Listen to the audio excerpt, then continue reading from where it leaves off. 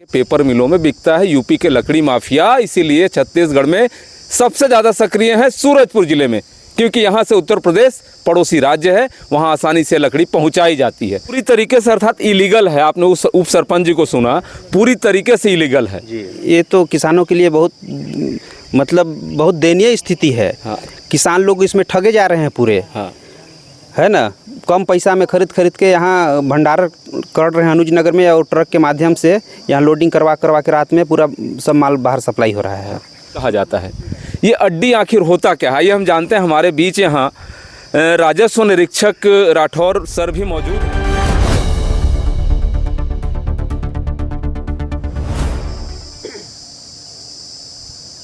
सूरजपुर जिला क्या आज इतना निरीह हो गया है प्रशासनिक स्तर पे कि उत्तर प्रदेश, मध्य प्रदेश जैसे जगहों से यहाँ नीलगिरी पेड़ के जो माफिया हैं वो आते हैं और औने पौने दामों पर इस लिप्टस को काट कर ले जाते हैं, वो भी बिल्कुल अवैध तरीके से।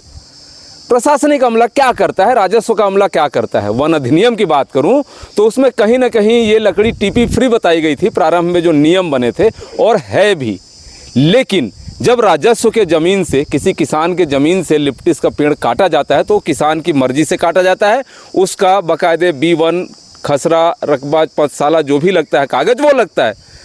ये यहाँ लकड़ी मुश्किल से 2 रुपये किलो खरीदते हैं या 3 रुपये किलो, और 120 रुपये 140 रुपये किलो जाके पेपर मिलों में बिकता है यूपी के लकड़ी माफिया। इसीलिए छत्तीसगढ़ में सबसे ज़्यादा सक्रिय है सूरजपुर जिले में, क्योंकि यहाँ से उत्तर प्रदेश पड़ोसी राज्य है, वहाँ आसानी से लकड़ी पहुँचाई जाती है। कई जनप्रतिनिधि इसके लिए लगातार आरोप भी लगाते आए हैं, राजस्व अमले पर भी, वन विभाग पर भी, कि कार्रवाई नहीं होती जानकारी के बावजूद। आइए हम जानते हैं ये कौन सा गांव है। ये अनुज नगर है, ग्राम पंचायत अनुज नगर। आपका शुभ नाम जानना चाहूँगा। मेरा नाम आनंद राम राजवाड़े।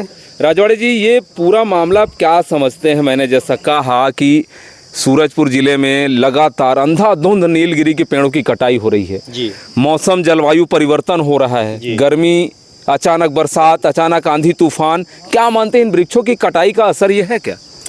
ये क्या है, ये तो अनलीगल पूरा हो रहा है। जी जी। और मैं इस ग्राम पंचायत अनुज नगर का उप सरपंच भी हूँ। अच्छा। और मैं इसका जानकारी मैं SDM मैडम को भी मैं दिया था सूरजपुर में, फ़ोन के माध्यम से।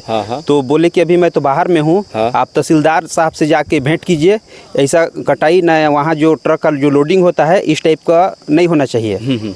ये पूरी तरीके से अर्थात इलीगल है। आपने उस उप सरपंच जी को सुना, पूरी तरीके से इलीगल है जी।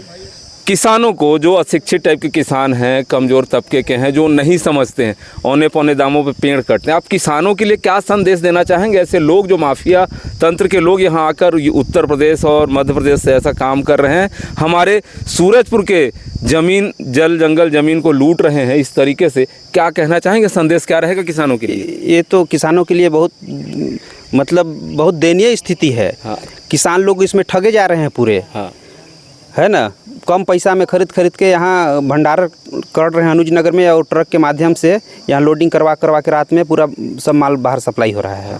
मैं बता देना चाहूँगा, इस जगह को हम माफियाओं के भाषा में कहें तो अड्डी कहा जाता है।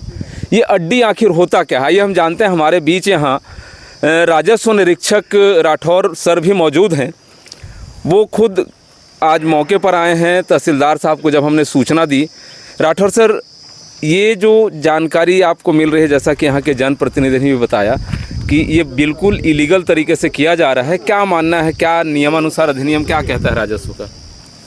देखिए, ये लकड़ी किसके द्वारा भंडारण किया गया इसकी जानकारी अभी मुझे प्राप्त नहीं हुई है। मेरे द्वारा सूचना जुटाया जा रहा है कि किस व्यक्ति के द्वारा भंडारण किया गया है या फिर किसके द्वारा कटाई किया जा रहा है। जैसे इसकी जानकारी मिलती है आगे उस पर कार्रवाई की जाएगी। तो ये उप सरपंच जी, कितने दिनों से ये संग्रहण यहाँ पे किया जा रहा है लिप्टस की लकड़ी का, कुछ जानकारी है? ये लगभग 6-7 महीना से चल रहा है ये काम यहाँ। RI साहब को अभी तक जानकारी नहीं, कि आप लोग जानकारी नहीं दिए थे यहाँ? नहीं, हम लोग दिए थे जानकारी यहाँ देने के लिए तहसील में। तो आखिर क्या मजबूरी होती है, क्यों कार्रवाई नहीं की जाती है?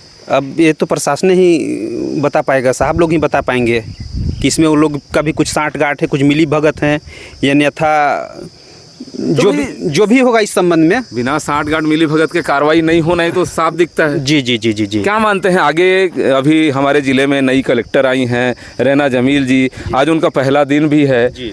उन तक भी सूचना पहुंचाएंगे आप लोग? पहुंचाएंगे, आप भी लोगों के माध्यम से तो ये सूचना पहुंचाएंगे। बहुत बड़ी बात, इसमें राजस्व अमला क्या वाकई में संलिप्त है या मिलीभगत है, ये तो बहुत बड़े जांच का विषय है। आरआई साहब अपने राजस्व कार्यों में व्यस्त रहते हैं, अभी तमाम जनगणना से लेकर सारी चीज़ें चल रही हैं, उनको भी 6-7 महीने से यहाँ संग्रहण किया जा रहा है, उनकी जानकारी में भी नहीं है। ऐसे में भला कार्रवाई कैसे होगी? ये जो माफिया, लकड़ी माफिया हैं, जो लिप्टस नीलगिरी के पेड़ों काट रहे हैं, इनको आखिर प्रश्रय कौन देता है? ये तो अब जांच का विषय है, ये जांच का विषय है। इससे पहले भी आपने देखा सूरजपुर जिले के तमाम ग्रामीण क्षेत्रों से लिप्टस के पेड़ों की कटाई और उनका अवैध संग्रहण इसी तरीके से अड्डी के नाम पर किया जाता है।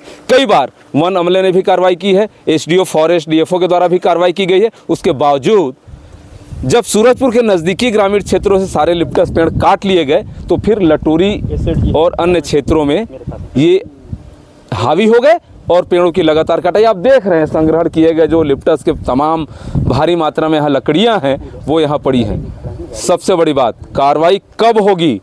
हमें यहाँ के ग्रामीणों को, यहाँ के जनप्रतिनिधियों को इसमें अच्छी कार्रवाई चाहिए।